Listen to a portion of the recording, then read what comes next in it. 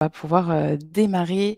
Je vais commencer par une rapide présentation de Malte. Donc moi, je suis Céline, je suis responsable des événements à destination des freelances pour la France.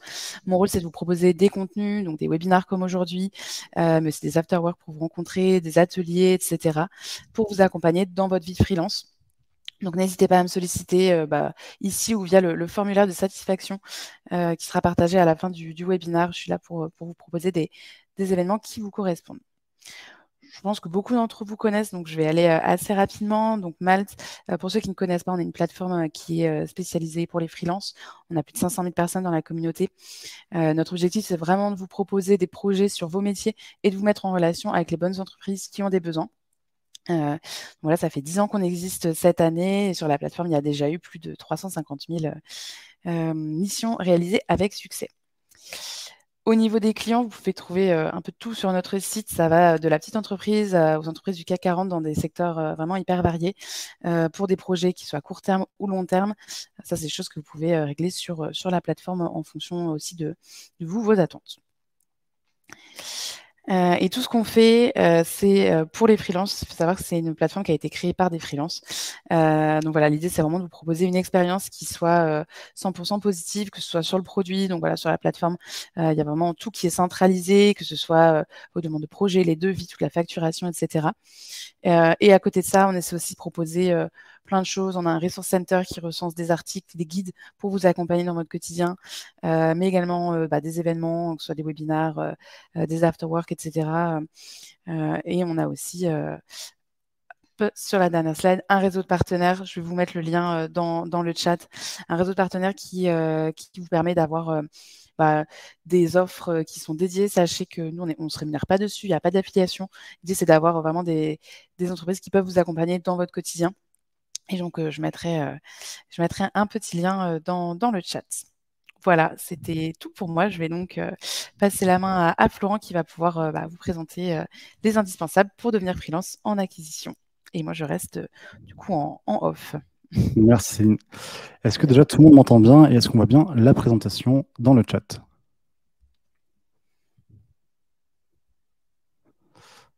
Oui, nickel, good, Kevin, ok, super. Déjà, merci Céline et merci Malte pour Mais de rien, cette masterclass, trop cool. avec grand plaisir. Vraiment, c'est un vrai plaisir. Du coup, moi qui je m'appelle Florent et ça va faire 2 ans que je suis sur Malte. Avant, du coup, j'étais en agence. J'ai fait 3 ans dans des agences en Facebook Ads, Google Ads. Et Malte m'a vraiment aidé sur le lancement, puisque au final, en fait, on n'a plus à prospecter et c'est un flux continu de clients. Là, pour donner un ordre d'idée, sur Malte, en général, par mois, on peut espérer entre 2, 3, 4 clients signés. Donc ça, c'est vrai que pour moi, ça m'aide beaucoup. Et je suis Super Malter 3 depuis un petit peu moins d'1 an. Et pareil, ça m'a beaucoup aidé dans ma vie de freelance parce que c'est pas évident de trouver des clients. Et c'est vrai que Malte est une belle opportunité pour tous ceux qui veulent se lancer dans cette belle aventure. Du coup, sur le webinaire, qu'est-ce qu'on va voir? On va découvrir les étapes indispensables pour devenir un freelance en acquisition. Donc, ça concerne aussi bien sur une régie comme Pinterest, Google ou Facebook. Moi, dans mon cas, je suis spécialisé sur Google Ads et Facebook Ads. Donc, on va principalement parler de ça. Ça va être autour de ce sujet. Mais ça s'applique vraiment à tous les freelances qui veulent se lancer en acquisition payante. Au niveau de l'agenda, générer ses premiers clients, comment on fait? Les outils indispensables en freelance, en acquisition. Comment se différencier de la concurrence? Parce que c'est un vrai sujet. Pas mal de fois, on me dit oui, mais sur Malte, il y a 300, il y a 500 freelance déjà sur Google Ads. Est-ce qu'il y a encore de la place? Honnêtement, oui, et il y a de la place. Enfin, il y aura de la place demain, après-demain, dans 6 mois. Donc, il n'y a vraiment pas de sujet là-dessus.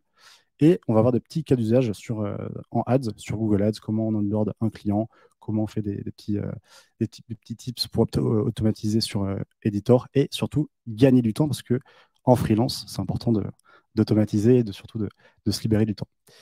Sur Malte, comment ça se passe? Alors pour ceux qui ne connaissent pas, vous avez 2 façons de générer vos premiers clients. Le premier point, c'est via Malte en direct.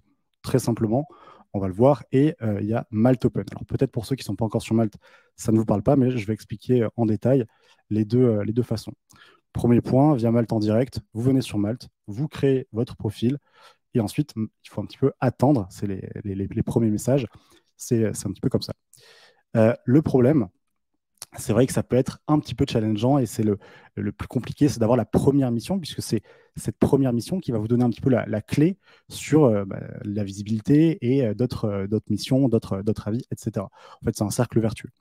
Donc pour ça, il y a plusieurs tips. Le premier, c'est effectivement mettre un TJM compétitif avec la concurrence. Alors je ne dis pas de vous sous-pricer parce que ce n'est pas le but. Si on vient pour se mettre en freelance, c'est pour gagner sa vie, premièrement. Et Malte, pareil, on n'est pas là pour avoir un TJM à 100 euros. Donc l'idée, c'est potentiellement, si vous venez sur Malte et vous n'avez pas forcément d'avis ou de mission, si la moyenne, je prends un exemple, sur Google Ads, elle est entre 350 et 450 euros, bon, ça ne sert à rien, ça va être compliqué si vous mettez 1000 euros en TJM. Il faut peut-être baisser légèrement, mais le but, encore une fois, c'est pas de sous-pricer. Deuxième point très, très important, moi, c'est ce qui m'a aidé vraiment au début, hein. Sans ça, je n'aurais pas pu avoir autant de missions. Il faut être très réactif aux demandes clients. C'est-à-dire que vous avez un message, hein, donc vous allez recevoir la notification ou l'email comme quoi on vous a envoyé un message. Il faut répondre tout de suite. Alors pour ça, je sais qu'il y en a au début, certains ne le faisaient pas, mais il faut télécharger vraiment l'application, hein. Parce que si vous êtes dans le métro, si vous êtes dans les transports, tout de suite, vous pouvez répondre. Et on va le voir après dans un exemple. Mais sur Malte, c'est un petit peu premier arrivé, premier servi. Et il faut, parce qu'il faut penser que le prestat, quand il vient souvent sur Malte, il a un besoin assez urgent et c'est pas pour dans 6 mois. Donc c'est vrai que le côté réactif, très important, et évidemment, un profil très optimisé. Alors dit comme ça paraît simple, mais il faut vraiment faire attention à tout. C'est-à-dire le titre, la photo, on va éviter les selfies, on essaye d'avoir une photo avec un rendu pro. Pareil sur la bio, on évite de faire des pavés ou par exemple les textes un petit peu comme sur le CV, motivé et entrepreneur dans l'âme, ça paraît, par exemple, faut oublier. Il faut vraiment aller droit au but avec ce qu'on a fait, ce qu'on sait faire, les références, là où on est bon. Est-ce qu'il n'y a pas forcément des petits points ou des social proof à mettre en place, des réussites? Vraiment, tout ça, c'est hyper important. Et puis après, il y a aussi un sujet SEO sur la plateforme, puisque tous les mots-clés que vous allez mettre sur votre profil, c'est ce qui va vous permettre de remonter directement sur Malte. Donc, vraiment, pensez à tout, que ce soit recommandation. Quand un collègue à vous vous fait une recommandation, si vous êtes spécialisé sur Google Ads, demandez-lui qu'il n'écrive pas simplement Florent a été bon sur la Presta, mais Florent a été bon sur Google Ads pour tout de suite ça remonte. Idem sur les avis, il ne faut pas simplement la Presta a été au top, il faut aussi ajouter ça, ajouter le mot-clé. Idem sur les expériences, vraiment avoir un profil très riche. Et également, il y a aussi un point, je vois, qui est souvent négligé, c'est le portfolio. Le portfolio, très important. Et éviter de mettre des screens de landing page ou de clients pour qui vous avez bossé, mais plutôt une image avec tous les logos pour qui vous avez travaillé. Pourquoi? Parce que le Presta, quand il vient sur votre profil, il est pressé. Il n'a pas le temps de soit regarder tout le profil en détail. Donc, avec un seul coup d'œil, s'il voit 10 logos, il y en a un qu'il connaît ou même, déjà, c'est beaucoup plus simple. Donc, ça, c'est vraiment un gros tips. Et si malgré tout ça, vous n'y arrivez pas, et ça peut arriver parce que je sais que parfois ça reste compliqué d'aller décrocher sa première mission, il y a une méthode qui est simple et rapide, c'est ce qu'on appelle Maltopen. Maltopen, qu'est-ce que c'est? Eh bien, c'est simplement, vous avez, par exemple, vous gérez un client en perso, vous allez simplement envoyer votre facture habituelle, mais via l'outil de devis Malte. Et en fait, ça vous permet d'avoir déjà 300 points. Et les points aujourd'hui sur Malte, ça compte. C'est aussi ça qui va vous permettre de devenir super malteur, puisque c'est plus uniquement sur le chiffre d'affaires, c'est aussi sur les points. Et en facturant du coup votre client externe sur Malte, bah, vous allez gagner en visibilité. La commission est de 2%, alors qu'à l'inverse, elle est entre 5 et 10% sur les clients, on va dire, standards. Donc, en passant par Maltopen, on a des frais réduits. Vous gagnez votre première mission, et puis si vous faites la mission de manière quali, bah, potentiellement, vous avez un super avis. Et ensuite, c'est ça qui est intéressant avec Malte, c'est que une accélération des demandes dès votre première mission. Et ça, c'est quasiment automatique, parce que le plus dur, comme je disais, c'est d'avoir la première mission. Une fois que vous l'avez, ben, ça va rouler. Alors, il y a la partie profil qui est hyper importante sur Malte, mais quand on est en freelance, il faut aussi, alors on n'est plus en agence, on est un petit peu tout seul, donc il faut bien s'aider. Et pour s'aider, comment on fait? On peut utiliser des outils, et je vais vous présenter, moi, les outils qui sont indispensables aujourd'hui, sans quoi je ne pourrais pas forcément aller aussi vite. Et de quoi on a besoin en freelance? Alors, quand on est en freelance, on a besoin de s'organiser. Et comment on s'organise? Alors moi, j'utilise principalement Notion, hein. C'est mon espace de travail. Je regroupe tous mes templates, les roadmaps clients. C'est un petit peu un second cerveau. Vous allez un petit peu laisser tout votre contenu dessus.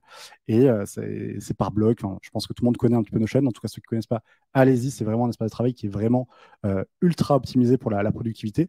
Vous allez pouvoir aussi travailler en collaboration avec vos clients, vous faire vos to-do. Enfin, c'est vraiment très, très complet. Et moi, c'est un petit peu là où je centralise vraiment tout. C'est pas forcément la partie la plus drôle en freelance, mais il faut bien, c'est déclarer hein, ses revenus. Et pour ça, moi, il y a un outil que je connaissais pas il y a quelques mois, et clairement, super indep, ça m'a sauvé la vie. Je suis pas forcément un expert en tout ce qui va être déclaration. Et au final, avec cet outil, ça permet en fait d'automatiser justement les déclarations URSSAF, un suivi en temps réel, et vous n'avez plus forcément à vous poser des questions. Est-ce que j'ai bien déclaré? Est-ce que la TVA, c'est OK? Il y a une plateforme qui est là, il y a un support qui est très réactif, en plus avec un fondateur Clément qui est très sympa. Donc vraiment, ça me sauve la vie. Je sais exactement combien je vais devoir payer potentiellement sur l'URSSAF, les impôts, etc., la TVA. Et ça enlève vraiment une épine du pied parce que c'est vrai que sur ce domaine-là, quand on est en freelance, il y a beaucoup d'avantages, la liberté, le côté financier. Mais c'est vrai que ça fait partie aussi des points qui peuvent être compliqués et ce genre d'outils aide beaucoup. Il faut planifier ses rendez-vous. Et pour ça, moi, j'utilise un outil qui s'appelle Cron. C'est un peu le calendrier 2.0. Et ce qui est vraiment très, très cool. Alors moi, je vais donner un cas d'usage que j'utilise tout le temps. Je reçois un message sur Malte. Potentiellement un client qui veut rentrer en contact sur une presta Google Ads. Donc j'envoie moi un message, voilà, hello, merci d'avoir pris contact avec moi. Et tout de suite, j'envoie un lien Cron. Et la différence avec les autres calendriers, c'est que sur Cron, ce qui est intéressant, et moi c'est vraiment ça que j'ai vraiment aimé, c'est qu'on va pouvoir du coup prendre une plage horaire sur notre calendrier, mais une plage horaire qu'on aura du coup choisie. Et pas donner un calendrier où on a tous nos créneaux de lundi à vendredi, de 9h à 18h. Donc, ce qui est intéressant, c'est que vous avez, en plus, en un clic, ça qui est vraiment top, c'est que en un clic, avec une commande, vous pouvez directement prendre, par exemple, OK, je veux faire un call avec lui uniquement mardi de 9 à 12 ou jeudi entre 11h et 15h. Vous pouvez directement lui envoyer et ça fait gagner un temps monstre. Et moi, je sais que depuis que j'utilise Cron, clairement, tous les rendez-vous, en plus, c'était automatisé avec Gmail, donc vraiment aucun sujet là-dessus. Et avant, ce que je faisais, la bêtise un petit peu, je sais que j'ai des collègues qui l'ont fait aussi, c'est on reçoit un mail, on regarde nos créneaux, ok, je suis dispo demain entre 11h et 15h, on envoie un pavé, c'est pas optimisé, et surtout, ça fait beaucoup plus pro. Ensuite, il faut analyser ses performances. On parle d'ads, il y a des chiffres, donc il faut savoir un petit peu si ça perf bien ou si ça perf pas forcément dans le bon sens. Et pour ça, évidemment, je pense que tous les consultants, ou du moins tous ceux qui utilisent Google Ads ou Facebook Ads ou même d'autres régies, utilisent Looker Studio, anciennement Data Studio, ce qui est vraiment top avec l'outil. Vous pouvez combiner vos données. Donc, si vous travaillez par exemple sur Facebook Ads, Google Ads, vous pouvez faire des combinaisons pour voir un petit peu, par exemple, alors ça va peut-être pas parler à tout le monde, mais le CPL global ou le ROI global des deux régies. Il y a des connecteurs qui sont natifs, Google Ads, la Search Console, etc. Google Analytics sont vraiment très quali dessus, il n'y a pas besoin de payer. Il y a aussi des connecteurs payants, mais c'est logique, qui permettent justement d'aller connecter du Facebook Ads, Amazon, etc. Il y a une lisibilité qui est accrue. Par exemple, vous pouvez lire des données qui sont brutes et complexes et les transformer en objets visuels simples, par exemple grossièrement un camembert ou un graphique à barre, et tout de suite savoir si vous êtes un petit peu dans les clous, dans les objectifs de votre client. Les performances sont en temps réel et évidemment, c'est gratuit, donc ce qui en fait un outil vraiment hyper performant. Il faut aussi présenter. Par exemple, vous avez un audit à faire ou une présentation de stratégie. C'est toujours important d'avoir une belle présentation. Et pour ça, moi, j'utilise un outil qui s'appelle Pitch. C'est un outil de présentation PPT. Et d'ailleurs, ce webinaire a été fait sur Pitch. Il y a beaucoup de templates. Et la grosse force, on va le voir, il y a aussi un autre outil derrière qui est un petit peu le même avantage, c'est que c'est vraiment très visuel. Vous allez voir, c'est souvent le problème, on ne sait pas forcément quoi prendre en présentation quand on va sur Google Slide ou PowerPoint. Parfois, c'est un petit peu vieillot. Et c'est vrai que Pitch il y a vraiment des templates très visuels, hyper startup, c'est assez quali et surtout la prise en main est très simple. Donc il n'y a pas forcément besoin d'y passer des heures. Vous allez très vite comprendre comment ça fonctionne. C'est gratuit. Alors évidemment, il y a un plan payant, mais pour le coup, moi, ça a été pareil une grosse révélation. Il y a un dernier outil que je vais vous présenter qu'il faut absolument connaître. Quand vous êtes en freelance, il faut un petit peu se montrer. Alors, quand je dis se montrer, qu'est-ce que ça veut dire? Ça veut dire aussi faire sa promotion. Et pour ça, un site, c'est pas mal. Alors moi, j'en ai fait un il y a pas longtemps, que du coup, j'ai rajouté dans ma bio sur Malte. Je parlais aussi avec pas mal de super malteurs qui, eux, mettent directement leur site dans leur bio, justement pour montrer un petit peu plus si jamais le client est intéressé pour voir ce qu'il a fait. Et là, vous pouvez rajouter un petit peu tous vos projets. Cet outil s'appelle Framer, c'est un petit peu le petit frère de Webflow, pour ceux qui connaissent l'outil NoCode. Et Framer, en fait, vous allez découvrir l'outil. Clairement, vous allez utiliser que ce type de, de website builder parce que très simple, encore une fois, il n'y a pas besoin de savoir coder, tout est vraiment, c'est du no-code. Les sites, encore une fois, sont très visuels. Il y a du startup, du business, du portfolio. Vraiment, c'est hyper fourni. Le rendu est vraiment très pro. D'ailleurs, il y a même beaucoup de vidéos en ce moment qui parlent de Framer vs Webflow. Alors, le seul point, effectivement, c'est que ça sera peut-être moins poussé qu'un Webflow. En revanche, c'est vraiment très très quali. Testez-le. Et surtout, le prix est vraiment abordable. Pour 10 € par mois, vous pouvez avoir un site qui est d'un rendu pro. Donc, moi, perso, c'est là où j'ai fait mon portfolio. Mais parfois, c'est vrai qu'avec ces outils, ce n'est pas encore suffisant pour avoir notre mission. Et je sais que j'ai beaucoup de questions et j'avais vu aussi, j'avais fait un post et on m'avait dit, mais il y a 300 freelances sur Google Ads, est-ce que c'est encore la peine? Comment je vais me différencier? En fait, il y a plein de points de façon de se différencier sur Malte. Un, le profil, j'en ai déjà parlé, mais voilà, titre, description, compétences, le portfolio, vraiment avoir un copywriting qui est quali, éviter de faire un petit peu les phrases, pas les phrases bateau, mais les phrases un petit peu de CV, comme je disais au début du webinar.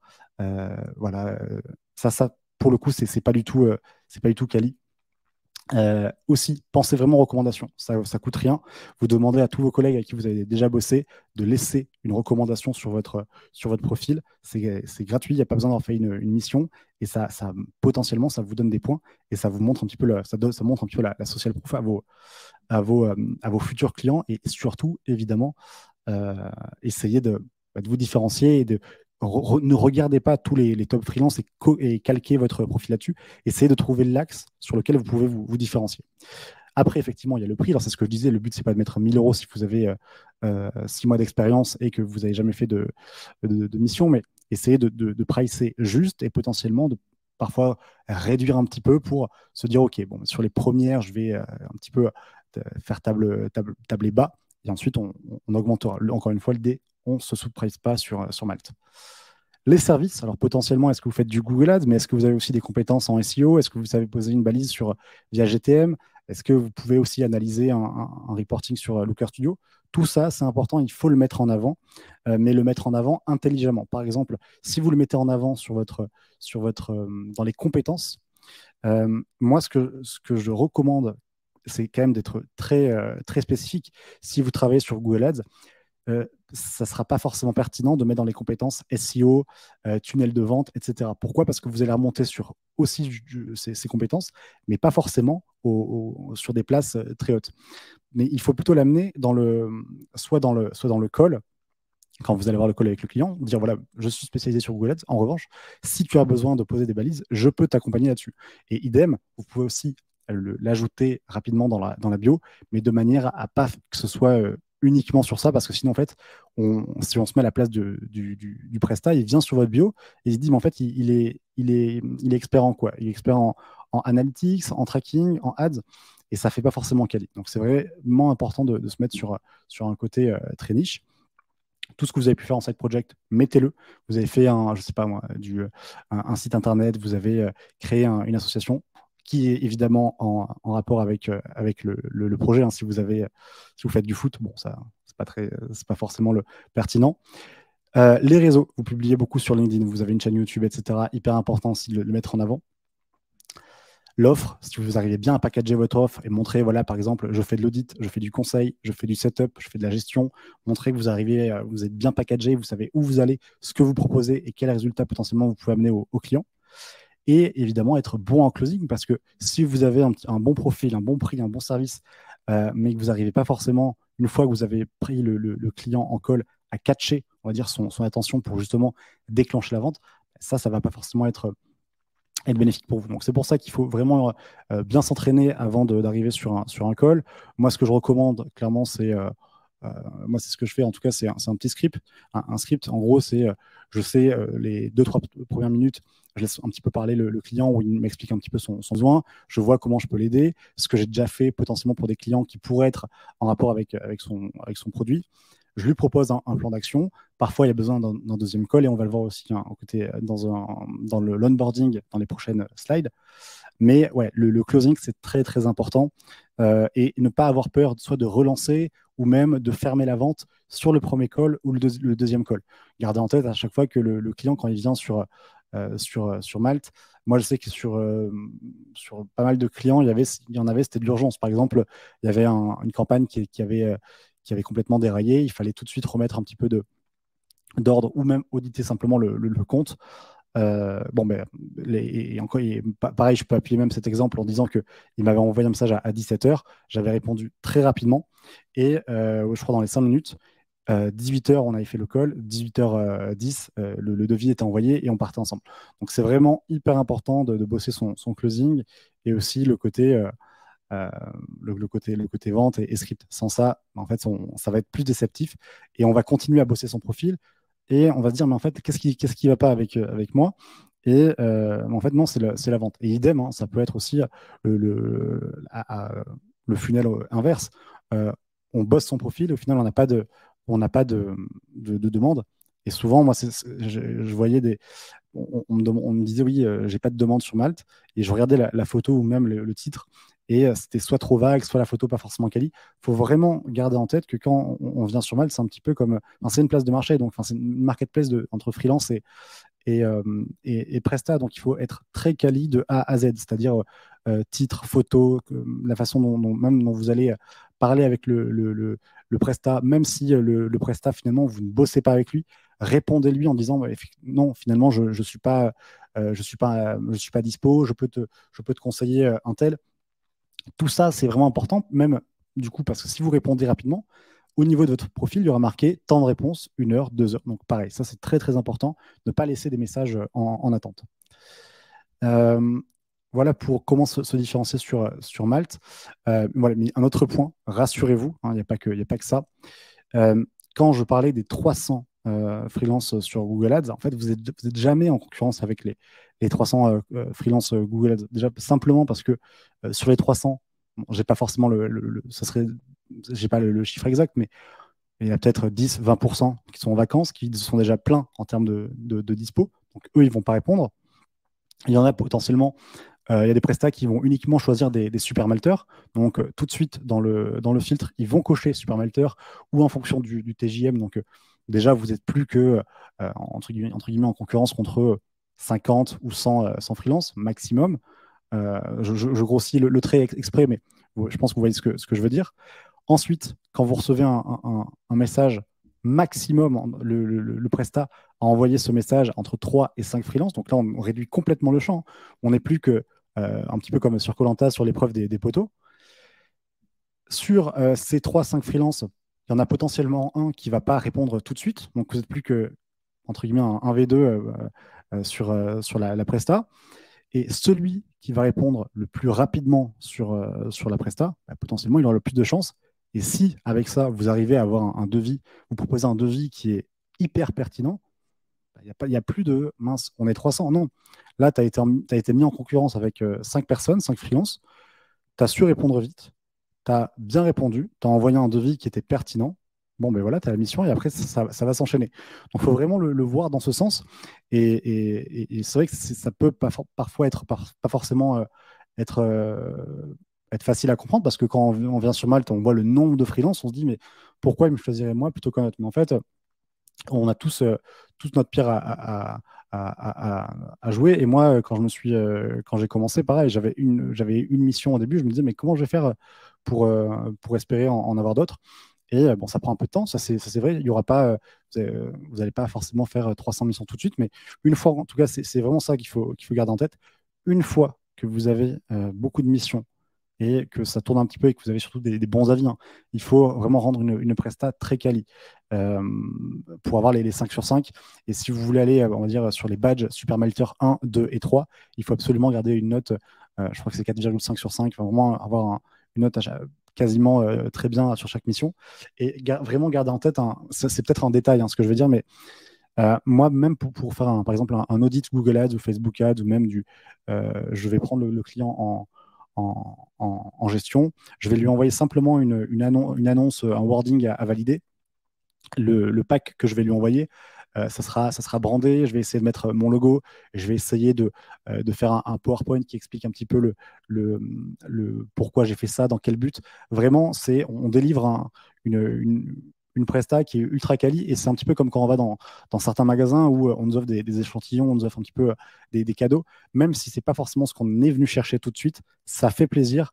Je pense notamment, je fais un petit clin d'œil à Jimmy Charlie, mais quand on vient chez eux, potentiellement, ils nous offrent le café. Enfin, l'accueil est vraiment chaleureux, alors qu'on vient juste acheter des lunettes.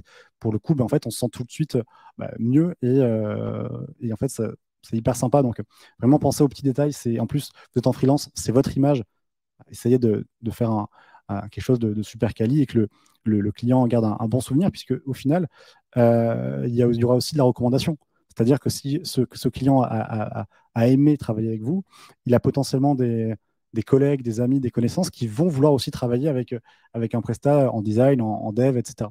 Donc franchement, vraiment, gardez ça, essayez de, de- de rendre une presta de A à Z qui est top, hein. Par exemple, même si vous n'hésitez pas aussi à mettre à cadrer, on le verra aussi sur l'onboarding, et je vais passer rapidement dessus. Euh, voilà, au final, obtenir une mission, c'est pas aussi compliqué que ça paraît. J'espère qu'en tout cas, j'ai un petit peu dégrossi ce sujet, parce que c'est vrai qu'on parfois on se dit, bah non, 300 freelance, c'est trop. J'aurais pas ma place, mais ici, vraiment, tout le monde a sa place. Allez-y. Et j'ai même complété en disant, allez-y, faites votre profil. Vous passez un samedi matin à vous faire un super profil. Et au pire, ça ne marche pas, au moins vous aurez essayé. Mais je pense que dans beaucoup de cas, moi je sais que beaucoup de mes collègues avec qui je travaillais avant, qui se sont lancés sur Malte, il n'y en a pas un qui n'a pas eu une mission. Et après, derrière, faut être réactif, tout ça, c'est un autre sujet. Mais franchement, au pire, vous aurez tenté, et encore une fois, c'est gratuit. Enfin, moi, je ne connais pas d'autres plateformes qui apportent un flux de clients sans payer de ads, sans faire de tunnel de vente. Il n'y a pas besoin de créer du contenu. C'est quasiment automatique une fois que ça roule. Donc, franchement, allez-y, testez-le. Et par contre, votre temps en freelance est précieux. Et pour ça, vous devez automatiser un maximum de process. Alors, j'ai listé quelques process, moi, que j'essaye d'automatiser. Alors après, évidemment, il faut quand même garder un œil sur ce qu'on fait. Mais par exemple, sur Google Ads ou Facebook Ads même, vous pouvez mettre potentiellement des règles pour s'il y a une campagne qui ne dépense plus, vous mettez envoie-moi un email lorsque ma campagne est à zéro. Et tout de suite, en fait, vous allez avoir un email, et vous allez pouvoir informer le client. C'est toujours mieux qu'arriver le lundi en call, et votre client vous demande alors les performances, ça a été. Vous dites oui, oui, et vous ouvrez le dashboard, et au final, ça diffuse plus depuis vendredi. Et au final, si vous aviez eu cet email, tout de suite, vous aurez pu l'informer. Donc, très important. On peut aussi mettre des règles. Par exemple, si vous êtes sur le Black Friday, vous voulez simplement activer des annonces à minuit, vous n'allez pas vous lever à minuit. Vous allez mettre une règle qui va faire que ça va déclencher les annonces à minuit, et derrière, après, le lendemain, vous revenez checker que la règle s'est bien déclenchée et la désactiver. Mais voilà, ça vous fait gagner du temps. Il y a aussi un envoi de rapport automatique via Looker Studio. Alors évidemment, ça n'exclut pas le fait d'analyser et d'envoyer un récap détaillé de ce qu'il y a à faire, de ce qu'il y a eu comme performance et les recommandations. Mais pareil, ça peut être intéressant aussi d'automatiser justement ce reporting. Pour tous ceux qui utilisent Google Ads, évidemment, utilisez Google Ads Editor, parce que ça fait gagner un temps monstre pour modifier des annonces, des campagnes, etc. Et puis voilà, automatiser avec les rendez-vous avec Cron. Cron, encore une fois, j'en parlais, c'était c'est l'outil de calendrier qui est vraiment, moi, je sais que depuis que je l'utilise, je ne me creuse plus la tête à me dire, OK, je suis dispo lundi entre 14 et 15 heures. Non, je prends la plage sur laquelle je veux potentiellement me libérer. Je lui envoie 5-6 slots. Et derrière, lui, il n'a plus qu'à booker. Hop, je reviens rapidement ici. Voilà. Alors, l'onboarding, c'est aussi un point important. Alors, moi, je vais faire un gros focus sur le côté ads, mais potentiellement, il peut aussi s'appliquer à, à d'autres domaines, hein. Le premier point, c'est le premier call, le call de découverte. On identifie le besoin, on parle avec le prospect. Il ne faut pas exclure que le premier call peut aussi être un call qui va amener à une vente. Moi, je sais que sur les 80% où j'ai pu faire le premier call, ça s'est souvent terminé par une vente. Donc, faut arriver sur. Alors, il faut aussi identifier, il y a aussi un point important à avoir à l'esprit. Vous allez parfois recevoir des demandes qui ne sont pas pertinentes parce que le prestat s'est trompé, parce qu'au final, vous n'êtes pas à dispo. Donc, il faut aussi filtrer là-dessus parce que sinon, vous allez faire des calls toutes les semaines et le but, c'est pas de perdre du temps. Donc, vraiment, essayez de bien filtrer en amont. Donc, quand vous voyez le message, souvent, moi, c'est comme ça que je le vois, hein, les prestats avec. J'ai des clients, là, ça fait 5-6 mois, on bosse ensemble, même parfois un petit peu plus.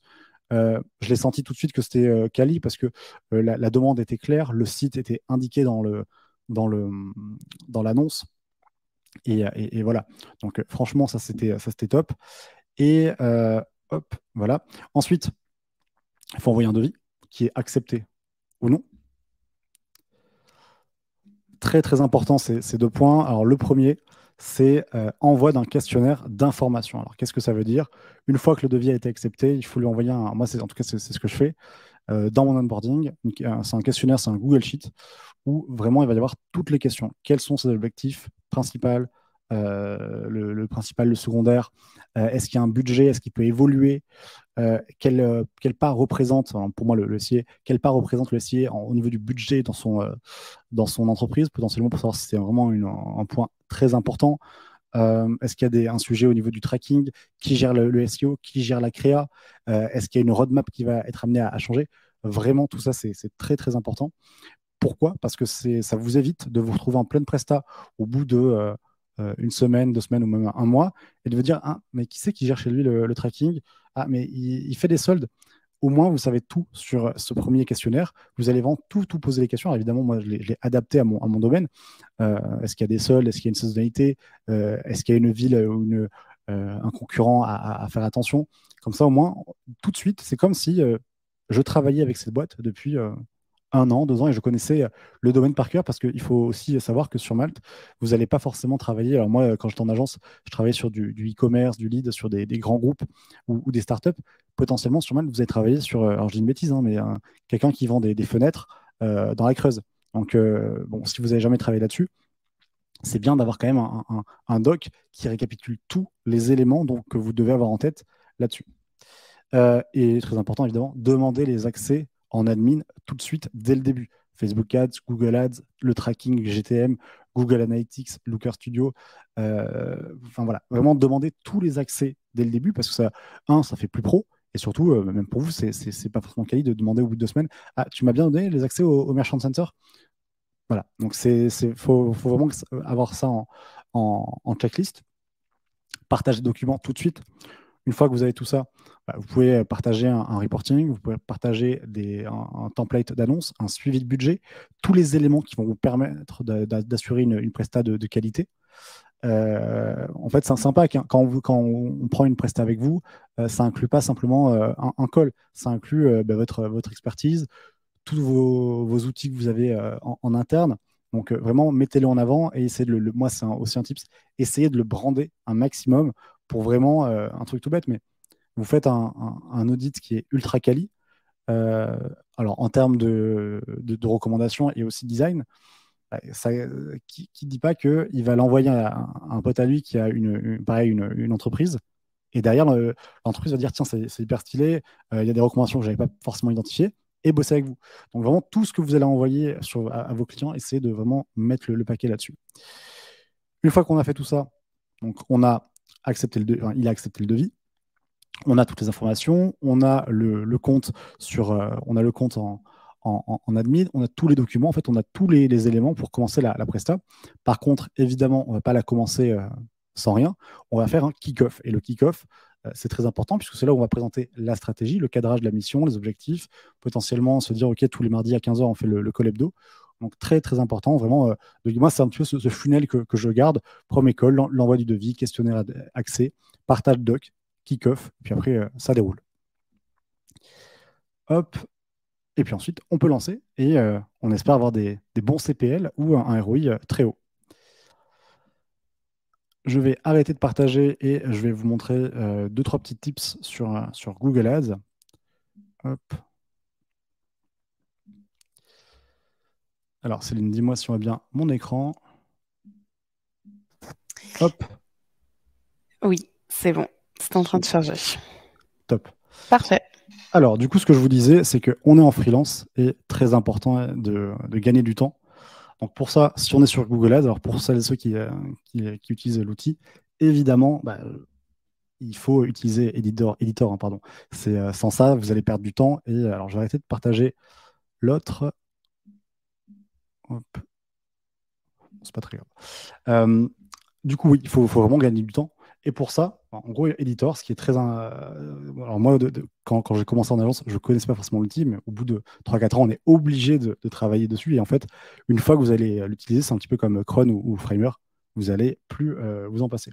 Donc là, par exemple, on a. Alors, j'ai grossi le trait encore une fois, mais on va dire on a une campagne où il y a pas mal d'annonces, là on en a 4, et c'est vrai que si on veut changer un petit peu les titres à la main à chaque fois, ça va prendre un peu de temps.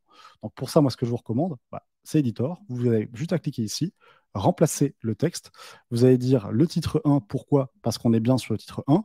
Moi, mon client, il m'a dit, finalement, moi je veux mettre magasin biologique, alors c'est vraiment, c'est pour l'exemple, vous n'allez pas vous amuser à venir à chaque fois dans chaque rangée et mettre biologique, biologique, biologique, vous avez juste à prendre grand titre 1, bio, remplacer, et là, ça vient se mettre sur tous les éléments. Pareil, vous dites, OK, demain, finalement, c'est les soldes.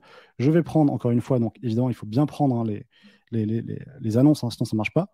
Je les prends tous, donc je fais commande A, hop, je clique ici.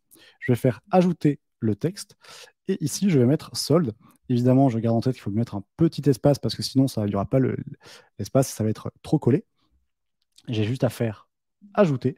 Et là, solde, ça s'est mis un petit peu sur tous les éléments. Et donc là, vous venez de gagner un petit peu de temps. Donc pareil, ça c'est très très important.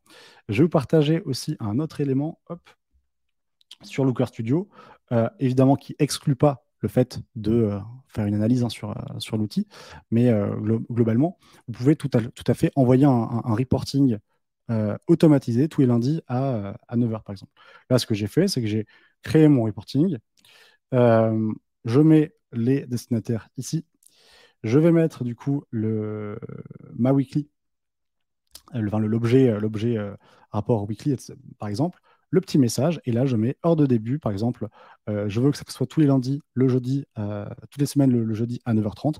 Et en fait, ce qui va se passer, c'est qu'il va s'envoyer toutes les semaines sur l'horaire que j'ai indiqué. Donc ça, franchement, c'est top. Ça vous permet de gagner du temps. Et votre client, il a en fait un reporting qui est envoyé tout le temps. Donc ça, clairement, je vous recommande. Et puis après, pareil, un autre petit tips, j'en parlais, au niveau des annonces. Vous lancez du Black Friday, le but, c'est pas de se lever à minuit. Donc potentiellement, vous allez directement, donc c'est ici, outils et paramètres, règles, vous allez prendre les règles pour les annonces. Vous nommez bien, comme ça c'est bien clair pour lui, et au moins ça fait pro. Vous allez dire activer donc vous choisissez est-ce que c'est uniquement des campagnes ou tout le compte, ça c'est après à vous de voir. L'idée c'est activer ou mettre en veille, potentiellement aussi. Et vous allez dire, OK, par exemple, je vais prendre le libellé. Donc, le libellé, c'est ce qui permet de catégoriser des annonces. Donc, potentiellement, quand vous créez vos annonces, vous allez mettre un label Black Friday 2023, par exemple. Et vous allez dire, toutes les annonces qui contiennent ce label, activer, donc les activer, voilà par exemple. Fréquence, donc une fois, le 14 juillet à 7h, entre 7h et 8h. Et là, ce qui va se passer, c'est que vous allez envoyer une règle à Google qui va faire que l'outil va activer ces annonces, et puis vous pouvez aussi faire une autre règle à côté qui va désactiver les annonces, on va dire fil rouge, et ça vous fait gagner du temps. Donc voilà sur ce que je peux vous montrer en tips. Je ne sais pas, peut-être si on a encore le temps, Céline, tu me dis la création d'une campagne Google Ads. Oui, on a encore un petit peu de temps. Il y a quelques questions qui ont été posées, mais je pense que tu as le temps de faire ton exemple juste avant. Ok. Alors, je vais vous présenter comment on crée une campagne Google Ads de A à Z. Donc, on se met sur la plateforme, très simple. On va venir un petit peu cocher sur le petit plus. Je viens là. Là, on a 3 points. Soit on peut prendre une campagne qui est déjà en brouillon, soit charger les paramètres d'une campagne qui est déjà existante. Nous, on va la faire from scratch. Donc, je clique sur Nouvelle campagne. Hop. Je vais aller, donc je choisis sur mon objectif, donc est-ce que c'est de la vente, du prospect, donc on va prendre par exemple prospect. Là, au niveau des objectifs de conversion, c'est pas très grave si on a un petit doute, puisque dans tous les cas, tout ce que vous allez faire à ce moment sur la campagne, vous pourrez le modifier, on le verra après. Et même, vous pourrez le modifier dans les paramètres. Donc, ne vous dites pas, mince, j'ai un petit doute, c'est pas très grave. Si vous ne cochez pas forcément la bonne case, évidemment, il faut faire attention à pas que la campagne soit activée, parce que si vous mettez 5 000 € par jour de budget, ça peut être un problème pour votre client. Mais voilà, c'est pas très grave de se tromper. Donc là, on a nos objectifs de conversion. Les objectifs de conversion, c'est les objectifs business qui nous intéressent. Est-ce que c'est une prise de rendez-vous? Est-ce que c'est un appel, etc. Ça, c'est vous qui connaissez votre client. Donc, continuez. Ici, on va choisir le type de campagne. Donc, on va prendre des annonces search, donc sur le réseau de recherche Google. Ensuite, on va indiquer qu'est-ce qui nous intéresse. Bon, nous, par exemple, on serait sur des formulaires. Le nom de la campagne, évidemment, on ne va pas mettre lead search S-7. Il faut une bonne nomenclature. Donc, moi, ce que je vous recommande, c'est par exemple de faire SN. SN, pourquoi? Search Network, c'est une nomenclature qui est facile à comprendre. Pourquoi Search Network? Parce qu'on est sur du réseau de recherche. Ensuite, 2 questions à se poser. Est-ce que vous faites du générique? Donc, c'est une campagne qui n'est pas sur des mots-clés marque, ou est-ce que vous faites de la marque? Vous savez la réponse. Donc, nous, on va prendre par exemple générique. Et puis ensuite, on peut rajouter des informations. Si vous faites du search sur du générique, sur par exemple le marché français, FR. Donc là, de suite, c'est beaucoup plus lisible. Et un autre point important à garder en tête, pourquoi on s'applique à avoir une nomenclature qui est lisible? Parce que quand vous allez être sur Looker Studio et que vous allez filtrer un petit peu toutes vos campagnes, vous allez pouvoir mettre en place des filtres en mettant je veux uniquement les campagnes FR. Je veux uniquement les campagnes sur le search, donc SN. Je veux uniquement les campagnes génériques. Et ça va nous permettre d'avoir un peu une meilleure lisibilité. Donc là, on est OK. Je vais faire continuer. Hop, créer une campagne. Qu'est-ce qu'on veut comme métrique? Nous, alors potentiellement, si on va dire on vend, je ne sais pas moi, des fenêtres et en fait, on est un service une entreprise B2B. Donc, nous, pour le coup, ce qui nous intéresse, c'est les conversions. Pourquoi? Parce que c'est un appel. Si on vendait des chaussures, ça aurait été plutôt de la valeur de conversion, puisqu'il y a un prix. Encore une fois, alors ça, c'est si on va un petit peu plus loin, mais vous pouvez ajouter un CPA cible. Un CPA cible, c'est une indication que vous allez demander à Google de ne pas dépasser. Par exemple, si on met 15 €, vous allez demander que chaque lead, vous l'ayez payé 15 €. Donc ça, c'est encore une fois en fonction de vos objectifs business. Et ça, c'est propre à vous. Donc, nous, on ne va pas en mettre. On va dire, je veux un maximum de conversion. Hop, suivant.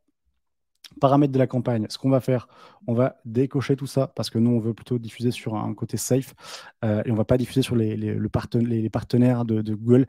Parfois, ça peut faire un petit peu des petits couacs. Et le display, il y a des campagnes display il y a un type de campagne display qui est uniquement fait pour ça. Donc, on ne va pas le mettre à ce niveau-là, simplement parce qu'on n'aura pas de visu sur où est-ce que ça diffuse au niveau des créas, etc.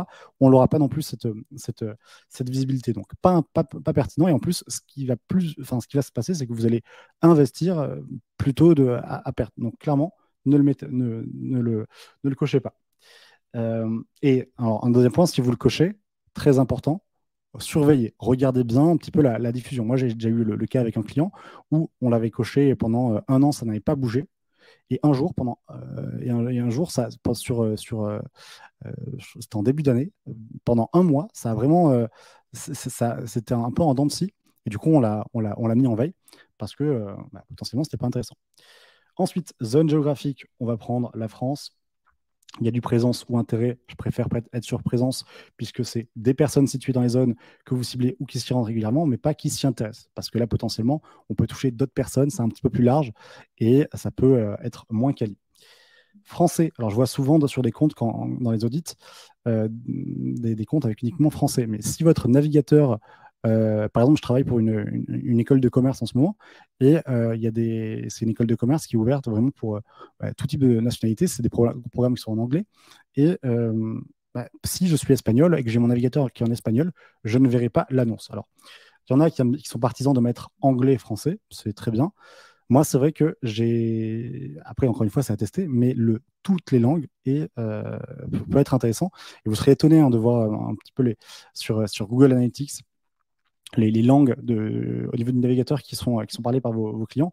Parce qu'au final, des fois, il y a de l'allemand, des fois, il y a un petit peu de tout. Et c'est vrai que moi, maintenant, je le mets vraiment en toutes les langues. Segment d'audience. Donc ça, c'est ce que vous allez, c'est des audiences qui vont nourrir un petit peu l'algo et qui vous permettent de faire des ajustements d'enchères sur les audiences qui fonctionnent bien. Donc moi, évidemment, il faut les mettre en observation. Ciblage, c'est uniquement, vous allez cibler uniquement ces audiences.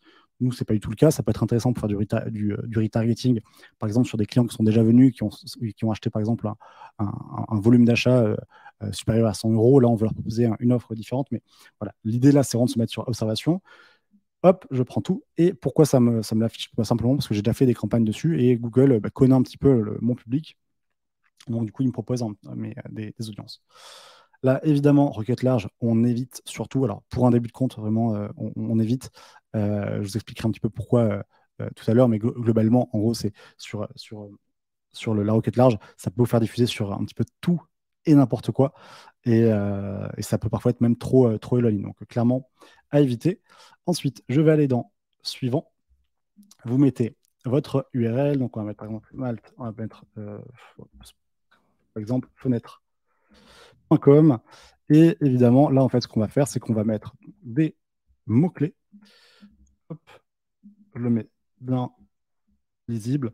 Donc là, du coup, j'ai mis par exemple, si on vendait des chaussures, j'ai mis chaussures rouges, qui est du coup en expression. Et l'expression, qu'est-ce que c'est? En fait, ça va vous faire diffuser sur un sens qui inclut en gros le sens de votre recherche. Donc c'est beaucoup plus précis que du large. Et j'ai aussi ajouté de l'exact. Et l'exact, c'est la même signification singulier pluriel. Donc ça va nous éviter de mettre, par exemple, si on l'achète en chaussures rouges, ça pourrait très bien être comment vendre mes chaussures rouges, alors que je veux acheter des chaussures rouges. Donc c'est pour ça, le large, attention, ou alors si vous le mettez en place, ce que je vous recommande, c'est surveiller vraiment les termes de recherche et très souvent, parce qu'en fait, vous allez avoir des petites surprises et ça peut être un petit peu moins quali. Ensuite, on va aller ajouter une annonce. Pour ça, pareil, je mets mon URL, fenêtre.com, le petit chemin, si on est sur les soldes, par exemple, solde été. Bon, je grossis le trait encore une fois. Et là, très important au niveau des titres, ce que je vous recommande, évidemment, les mots-clés que vous avez achetés dans votre groupe d'annonces, vous les remettez dans l'annonce. Des balises keywords, donc les balises keywords, je vais vous montrer ce que c'est. Hop. En gros, vous en avez plusieurs, vous pouvez mettre un compte à rebours, par exemple, s'il y a une promotion qui se termine, il y a une insertion de lieu en fonction de là où se trouve le client, où il fait la recherche, et évidemment, insertion de mots-clés qui va du coup reprendre le mot-clé qui a déclenché votre annonce et du coup avoir une annonce qui est beaucoup plus quali. Je vous encourage aussi à rajouter des chiffres, plus de 1000 clients satisfaits, plus de 100% de satisfaction, etc. De la réassurance certifiée, labellisée, toujours important de montrer la social proof, des bénéfices avec des verbes économiser, gagner du temps, automatiser, ajouter des CTA, parler à un expert. Petit tips aussi important, essayez de mettre des majuscules sur les mots importants. Alors, je ne dis pas tout parce que sinon, ça fait vite un texte comme sur Skyblog en 2002, mais l'idée, c'est vraiment de mettre les majuscules sur les points importants. Et évidemment, on peut le mettre ici, tout ce qui va être extension, on essaye d'enrichir notre annonce au maximum de manière à ce qu'elle soit la plus attrayante, donc avec du site links, des extraits de sites, des images, etc. etc. On lésine pas dessus, on en met au maximum. Hop. Évidemment, on a la preview, on a le reco, bon, incomplète, c'est normal, on a fait un petit peu à la va-vite. Et évidemment, il faut aller au maximum. Je vois encore trop souvent de comptes qui ont 7, 8 titres, 3 descriptions. Il faut vraiment aller au maximum, donc 15 titres, quatre descriptions et on essaye vraiment de garder un côté marketing parce que Google Ads, c'est bien, mais il faut vraiment penser plus haut de funnel, strat, c'est-à-dire, OK, sur mon produit, qu'est-ce qui est intéressant, comment je peux le marketer. C'est pas le tout de mettre des titres. Donc vraiment, il faut être très dans une logique copywriting, un petit peu les grands principes AIDA, etc. C'est clairement, c'est aujourd'hui maintenant avec Google Ads, euh, on n'est plus sur un sujet aussi granulaire qu'avant où on mettait un mot-clé et il fallait vraiment checker le CPC manuel sur chaque mot-clé. Là, il y a du smart bidding, c'est automatisé. On n'est plus sur une posture, non pas de consultant opérationnel, même si on a toujours ce côté technique, mais on est surtout sur un poste de consultant stratégique. On va amener le client à faire des choix, que ce soit en termes de créa, en termes de LP, en termes de produits. Et ça, il faut vraiment l'avoir en tête. Et puis ensuite, une fois qu'on a terminé, hop, on n'a plus qu'à faire suivant. Et alors, on met le budget quotidien. Et après, on n'a plus qu'à faire suivant. Et on sera du coup à cette étape, vérification, c'est un espèce de récap. Et si jamais vous avez fait une petite erreur, c'est pas très grave. Vous pouvez la mettre directement en veille, revenir dessus, et puis simplement la modifier. Et puis votre campagne, elle est prête. Vous pouvez envoyer un petit mail à votre client pour lui dire c'est OK, le lancement est prêt. Est-ce que tu es OK pour activer? Et là, je pense qu'on a terminé, Céline, sur les démos. J'arrête de partager mon Ok, écran. parfait. Merci pour ton temps et ta présentation. Effectivement, on a eu quelques questions. Donc, du coup, je pense qu'on va pouvoir prendre le temps restant pour y répondre. Alors, je reprends dans l'ordre. On a une question de Marilyn. Dans le portfolio, est-ce qu'on peut mettre les noms des clients avec lesquels on a collaboré en agence? Bah, C'est plutôt toi. alors là, c'est une bonne question. S'il n'y a pas de sujet, on va dire, qui ferait que ça soit interdit, oui. C'est surtout. Et moi, je sais que j'ai beaucoup et je l'ai fait. Et il y a pas de sujet là-dessus. Si tu as des bonnes relations avec les clients avec qui tu as bossé et que même ça nuit pas à l'entreprise, sur ça, évidemment, et c'est un plus parce que si tu as bossé en agence, potentiellement, tu as bossé avec des grands comptes ou des startups. Donc, tout de suite, c'est ça qui va pouvoir te démarquer des autres freelances. Donc, évidemment, fais-le. Encore une fois, essaie de te renseigner avec ta boîte si c'est autorisé, mais si c'est autorisé, go. Ok, parfait. Ensuite, question de Cédric. Question précise. Quel TJ proposer en sortie de reconversion pro? Open Classroom, développeur, profil junior, etc. Alors, déjà, quand tu sors d'une formation, peu importe laquelle, hein, mais regarde un petit peu déjà au niveau de la moyenne du marché, regarde ton expérience et essaye de faire, on va dire, le juste prix. Ça ne sert à rien de mettre un TJM de, de 1000 euros si ça fait 3 mois que tu fais du code.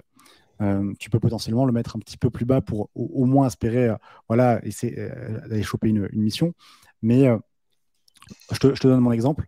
J'ai commencé, la moyenne c'était 350-400 euros sur Malte, et j'ai mis 50 euros de moins. Très bien, merci. Et ensuite, il y avait une question de Elias qui demandait comment facturer les abonnements MRR avec Malte. Ça, c'est peut-être plus moi qui va pouvoir répondre. Il faudrait faire en fait des projets récurrents. Donc en fait avec l'émission d'une proposition et donc d'une facture qui sera mensuelle. Comme ça permettra toi à la fin de chaque mois en fait de valider le temps que tu as effectivement passé de façon à valider et à avoir du coup une facturation qui se fasse de façon mensuelle. Je ne sais pas si ça répond à la question.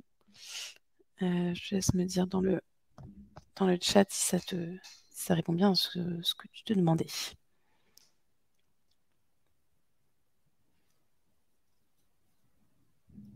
Je crois que la réponse est en train d'arriver. Ouais.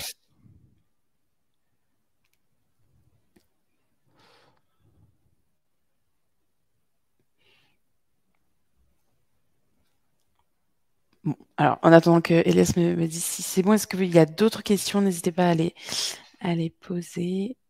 On a déjà des remerciements. C'est vrai que c'était une très, très bonne présentation. Merci beaucoup.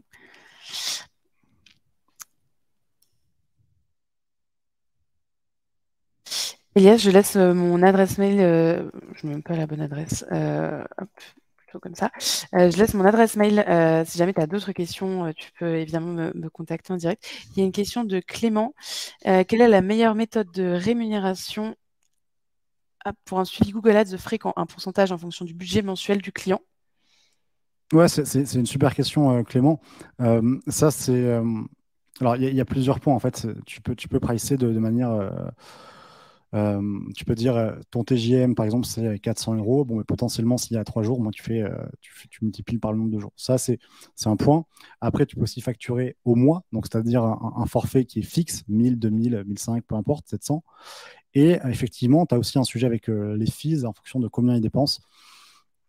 Ça dépend. Vraiment, ça dépend de toi et même du client parce que ça dépend à quel niveau de pourcentage tu mets ton, ton fees. Un exemple tout bête.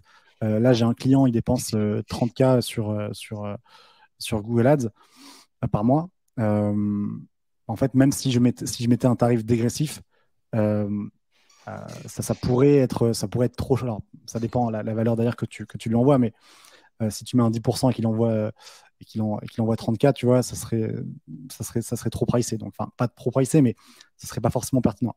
Par contre, ça serait plus pertinent quand tu as un TJM qui est établi en fonction de ton expérience et que tu expliques comme ça, parce que du coup, tu as moins le sujet du fees où bah, c'est une multiplication entre combien ils dépensent, combien tu prends. Moi, je ne suis pas forcément fan du côté fees. Ça marche très bien pour les agences et c'est normal. Euh, mais même pour les freelances, en général, je suis pas forcément. Moi, c'est un forfait. C'est un forfait qui comprend pas mal de. Soit il prend tracking, soit il prend analytics, Looker, etc. Ou parfois un pack. Et je préfère faire comme ça. Me dire, OK, c'est 1500-2000. Et voilà. Merci Florent. On a quelques questions entre deux. Il y a Marilyn qui a demandé comment élaborer un devis parce qu'elle n'en a jamais créé.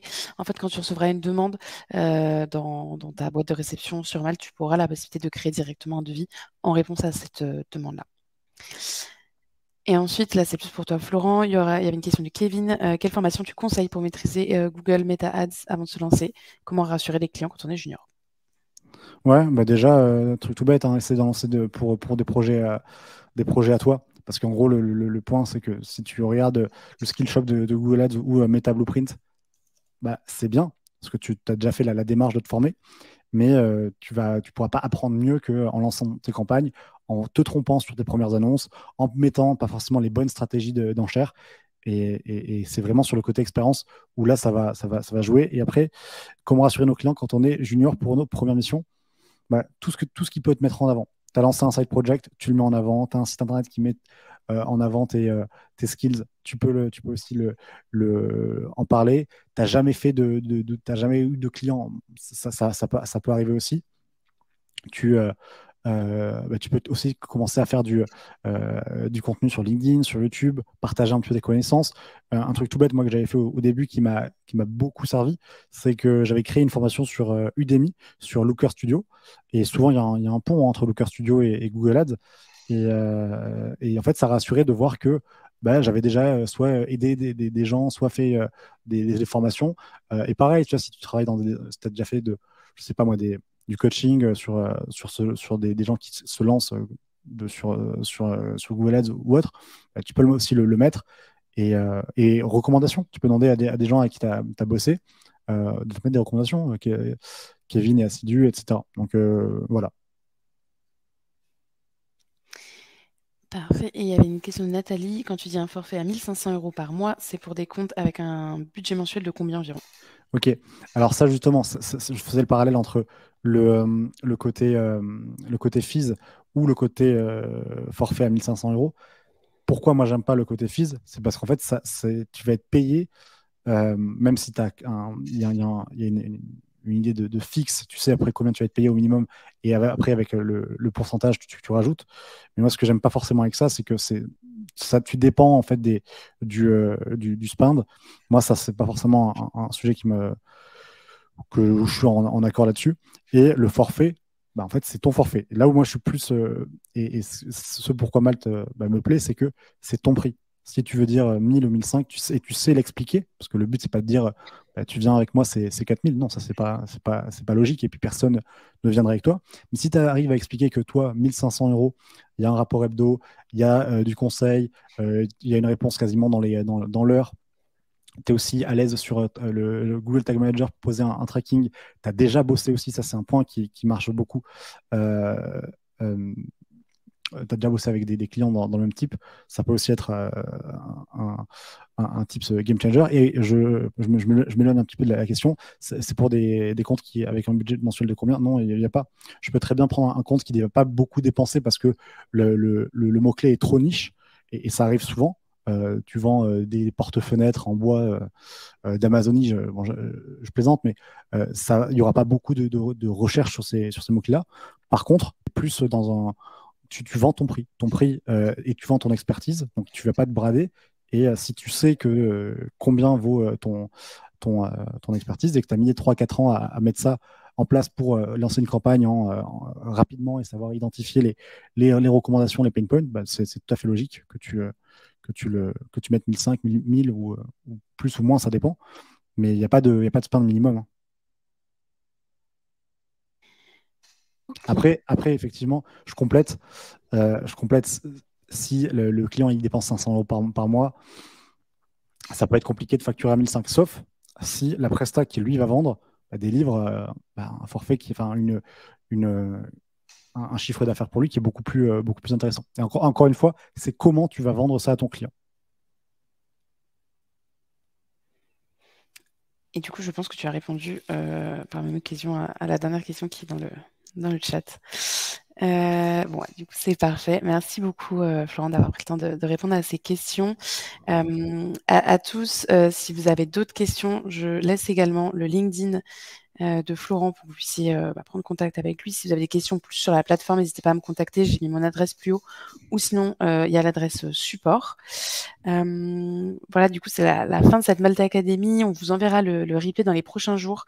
Et il y a également le questionnaire de satisfaction, j'en ai parlé tout à l'heure. Si vous avez d'autres idées, d'autres sujets que vous voulez aborder, n'hésitez pas à les indiquer dedans. Merci encore à tous d'avoir été présents. Merci à toi, Florent, de nous avoir soutenus à travers ta participation. Merci à toi, Céline. Et n'hésitez pas, si jamais il y a quoi que ce soit, on est évidemment tous disponibles. Merci tout le monde. Merci à tous et bon week-end surtout. Bon week-end.